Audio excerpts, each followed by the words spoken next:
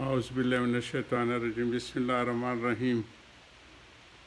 حضرت کا حقیقت صبر سے ہماری آج آخری نشستوں میں سے ہے، 96ویں نشست ہے۔ اس میں حضرت نے کافی احاطہ فرمایا ہے کہ لَنَبْلُوَنَّكُمْ بِشَيْءٍ مِّنَ الْخَوْفِ اور آخر تک وَبَشِّرِ الصَّابِرِينَ اذا اصابتهم مصیبت قالوا انا للہ و انا الیہ راجعون۔ اب اس انا للہ و انا راجعون کی شرح حضرت فرمانے کے بعد اب ہمارے ہاں تو جو عام طور پہ کسی مال کے نقصان پہ، جان کے نقصان پہ، اولاد کے نقصان پہ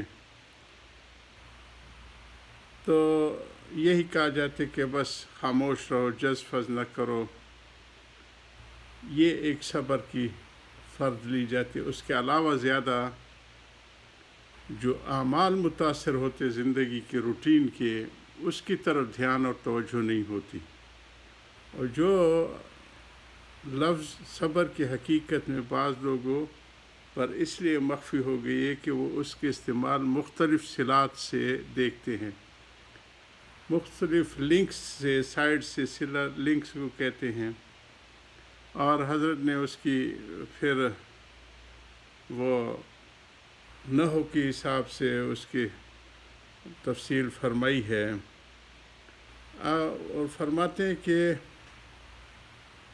اصل میں تو صبر یہ ہے کہ جو زبان سے بھی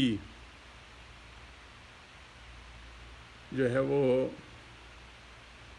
کوئی جزفز نہ کرے، اور مرضی مولا از ہم اولا کے اوپر عمل کرے کہ اس کی جیسی مرضی ہم اس پہ راضی ہیں، راضی برضا کا اللہ تعالی ہم سب کو وہ مقام اور درجہ عطا فرمائیں۔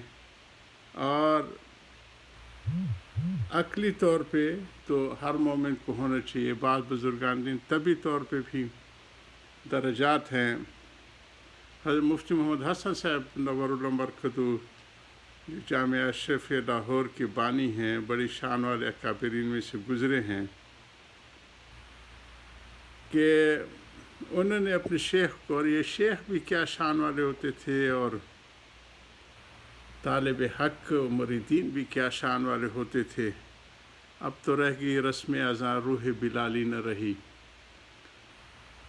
رسم رہ گئی جہاں میں تلقین غزالی نہ رہی۔ یہ کیسے اکابرین تھی جن کی تلقینیں بھی شان والی تھیں۔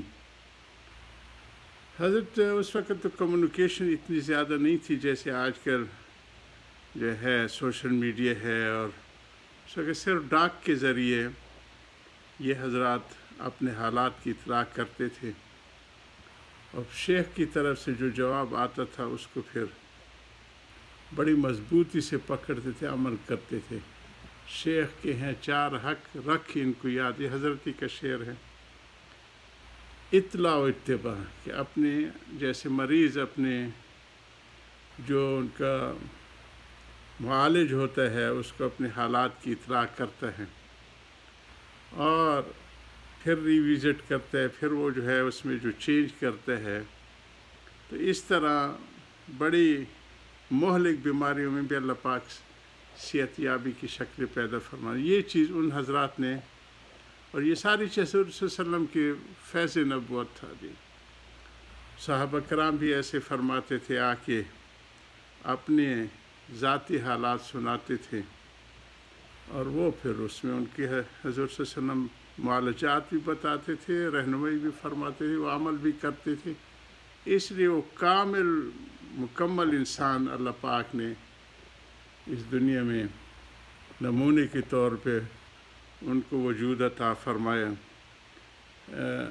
وہ سارے اس لیے وہ عدول مقام عدل پہ تھے، ان کی حالت عقلیہ حکمت و دانائی والی تھی، نہ وہ احمق تھے، نہ وہ چالاک دھوکہ باز تھے، وہ حکیم تھے جی۔ اور ان کی جو دفاع کی قوت تھی وہ شجاعت والے تھے، نہ بزدل تھے، نہ خونخوار تھے، اور اسی طرح ان کی جو چاہتے تھی وہ عفت والی تھی، پاک دامنی والی تھی، نہ وہ نہ مرد تھے اور نہ جو ہے وہ فاجر تھے. تو اس کو وہ مقام عدل کہتے ہیں، صحابہ کلهم عدول. اسی کو حضرت علامہ اقبال نور اللہ مرکز فرماتے ہیں، خود نہ بھڑکتی تھی آگ ان کی، شریعت کے قبضے میں تھی باغ ان کی. جہاں گرمائے گرما گئے وہ، جہاں نرمائے نرما گئے وہ. ہم لوگ تو ان بیلنس انسان اس وقت، کیونکہ ہماری ساری قوتیں ان بیلنس ہیں، اور ان کو بیلنس کرنے والے یہ حضرات تھے. فیضان نبوت تھا، اور یہ پھر ان کے مصلحین کی جو جماعت رہتی اور قیامت تک رہے گی.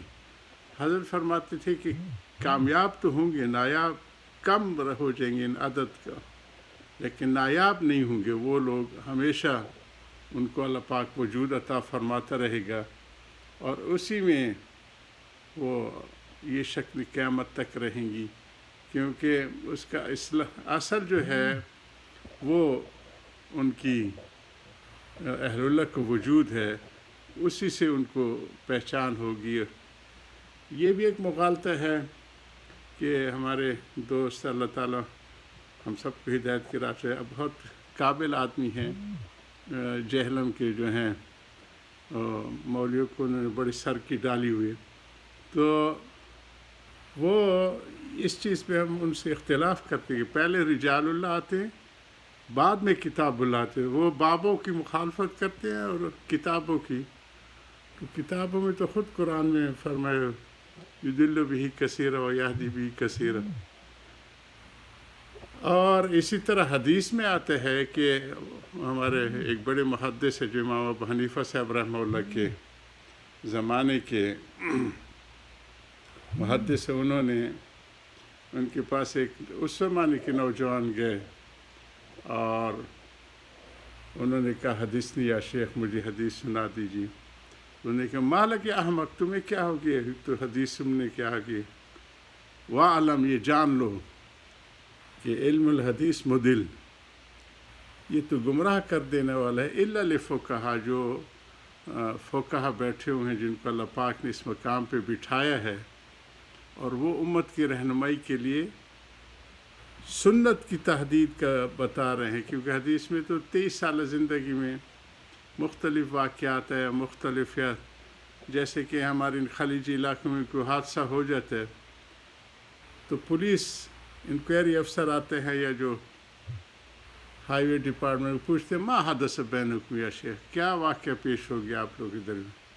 تو وہ پھر سائڈ اسکیچ بھی بناتا ہے، ڈرائیوروں کے اسٹیٹمنٹس بھی لیتا ہے. یہ حدیث ہے جی کہ جو واقعہ جس مقام پہ پیش آئے صحابہ کرام نے بڑی دیانت سے اس کو جمع کر کے چھوڑ گئے. اور حضور صلی اللہ علیہ وسلم جو فرما گئے علیکم بسنتی، یہ نہیں فرمائے کہ علیکم بحدیثی. تو حدیث کے ائمہ اور اصول حدیث اپنے ہیں، اور سنت کی تحدید کے اصول اپنے ہیں، اور اس کے رجال اپنے ہیں جی. جیسے امام ابو حنیفہ صاحب رحمہ اللہ، امام شافعی صاحب، امام احمد بن حنبل، امام مالک، تو یہ سنت کی تحدید کے اور فرما گئے کہ میں 2 چیزیں چھوڑ کے جا رہا ہوں، اس کو مضبوطی سے پکڑو، گمراہ نہیں ہوگی. قرآن اور سنت، یہ نہیں فرمائے قرآن و حدیث. حدیث میں تو ساری چیزیں ہیں جی جو واقع پیش ہے. جب بھی 23 سال زندگی میں وہ انہوں نے قلم بند کیا. تو اس ماہر حدیث نے، جو محدث نے، ان کو کہا کہ اوالم ان علم الحدیث مدل، یہ تو گمراہ کر دے گا تمہیں. علیکم مجالس ابو حنیفہ، وہاں جا بیٹھتا کہ تمہیں زندگی کے اصل اصول اور اصل ضوابط کے حضور صلی اللہ علیہ وسلم کی اور اللہ سبحانہ تعالیٰ کی شارع کی آخری منشا کیا تھی کہ جس سے تم پھر زندگی گزارو گے، کامیاب ہو کے کامل مکمل انسان بنو گے جی. تو اسی کے اوپر وہ حضرت فرما رہے ہیں کہ مفتی محمد حسن صاحب کو انہوں نے پوچھا کہ صفت احسان کے بعد بھی کوئی درجہ ہے؟ فرمایا ہاں، رضا بالقضا. اللہ تعالیٰ ہم سب کو عافیت والی زندگیاں دے. اللہم نسألک العفو والعافیہ فی الدنیا والآخرہ. وصلی اللہ سید الکائنات و اکرم مخلوقات. صلاۃ تسبق الغیات.